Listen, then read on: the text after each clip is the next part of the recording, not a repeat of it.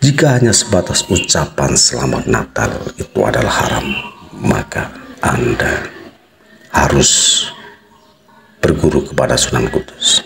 Jika hanya mengucapkan selamat Hari Raya Idul Fitri itu adalah haram, Anda harus pergi ke Kudus. Jika mengucapkan selamat Hari Waisak itu adalah haram, maka Anda harus datang langsung ke Kudus. Sedulur Gus Afik yang dimuliakan Allah, semoga dengan wejangan beliau Syekh Ja'far Shadiq ini memberikan pencerahan dan persatuan bukan hanya untuk kita semua, tetapi menuju perdamaian dunia. Assalamualaikum warahmatullahi wabarakatuh. Pada kesempatan kali ini kita akan membahas tentang toleransi umat beragama yang diajarkan oleh Sunan Kudus. Masjid Menara Kudus adalah salah satu masjid yang berperan dalam sejarah perkembangan Islam di Indonesia, khususnya di Jawa. Masjid ini berada di Kudus, Jawa Tengah, dan memiliki arsitektur unik yang merupakan perpaduan antara budaya Hindu, Jawa, dan Islam. Oke guys, mari kita eksplorasi lebih lanjut. Sejarah dan pendiri. Sunan Kudus atau Syekh Ja'far Shadiq adalah pendiri Masjid Menara Kudus. Sunan Kudus adalah salah satu dari 9 wali atau disebut Wali Songo dari ulama yang mempelopori dakwah Islam di Jawa. Sunan Kudus pernah menjadi senopati di Kasultanan Demak, kerajaan bercorak Islam pertama di Jawa yang meruntuhkan kerajaan Majapahit. Sunan Kudus juga dikenal sebagai ahli hukum Islam.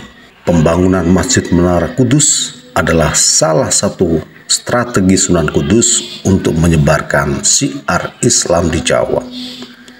Masjid ini didirikan dengan arsitektur perpaduan antara budaya Hindu, Jawa, dan Islam yang datang dari Arab.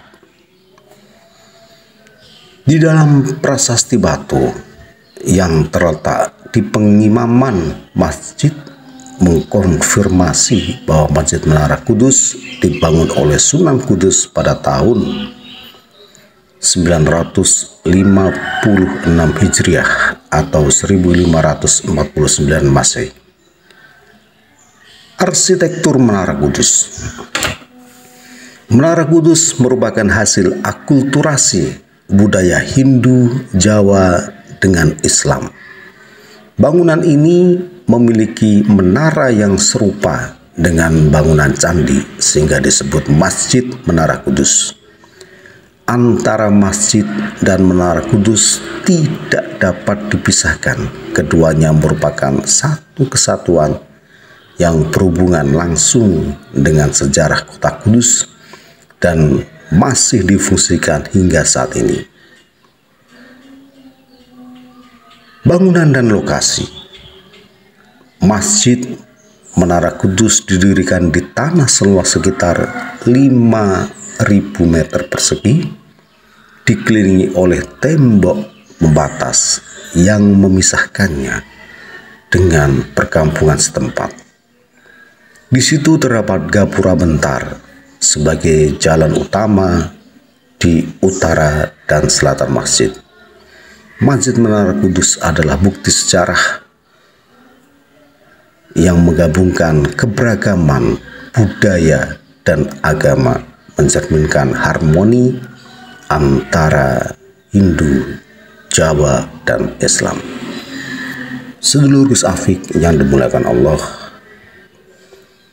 maka dapat diambil hikmah dari wejangan beliau. Sunan Kudus bukan hanya berbicara saja, tetapi beliau langsung mempraktekkan apa yang ada dalam hatinya, apa yang dibicarakan, dan apa yang ada dalam kersanya. Untuk menghormati, untuk toleransi dengan agama pada waktu itu, bahkan beliau pun tidak memperbolehkan untuk memotong sapi. Tidak diperbolehkan untuk memotong sapi. Karena apa? Karena pada waktu itu sapi adalah salah satu hewan atau nandini yang diyakini umat Hindu Buddha sebagai hewan yang suci. Dan untuk menghormati itu semua, beliau mengatakan kepada para penganutnya supaya tidak diwajibkan tidak memotong sapi. Ini adalah bentuk toleransi yang sesungguhnya. Dan oleh karena itu, kita berada di negara Pancasila. Marilah kita saling menghormati. Sedulur Safik yang dimuliakan Allah, pada kesempatan kali ini kita berada di Masjid Menara Kudus. Ini adalah bukti dari toleransi yang sebenarnya. Banyak dari seluruh Safik yang mengatakan bahwa kita mengucapkan selamat hari Natal itu adalah haram. Bagi saya, ini adalah bukti nyata bahwa sejak dahulu Sunan Kudus pun melaksanakan toleransi beragama. Ingin tahu buktinya? Ya, ini adalah bentuk dari candi sebetulnya. Karena pada masa itu kita berada atau masyarakat kita banyak yang beragama Buddha, ya. Makanya beliau dengan toleransinya bahkan ditempatkan di masjid, ya, membuat candi atau membuat menara yang persis dengan candi. Ini adalah bukti nyata toleransi. Apalagi cuma mengucapkan selamat Natal saja, nggak ada masalah. Ya. Ini saya kasih tahu, ya. Sungguh, ya, sungguh. Ini ada istri saya ini yang cantik ini. Sungguh. Ini istri saya ini. Mana. Ya. Sepenak pokoknya kan. Sama kita.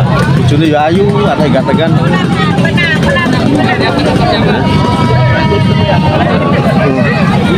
Mak Dewi gampang.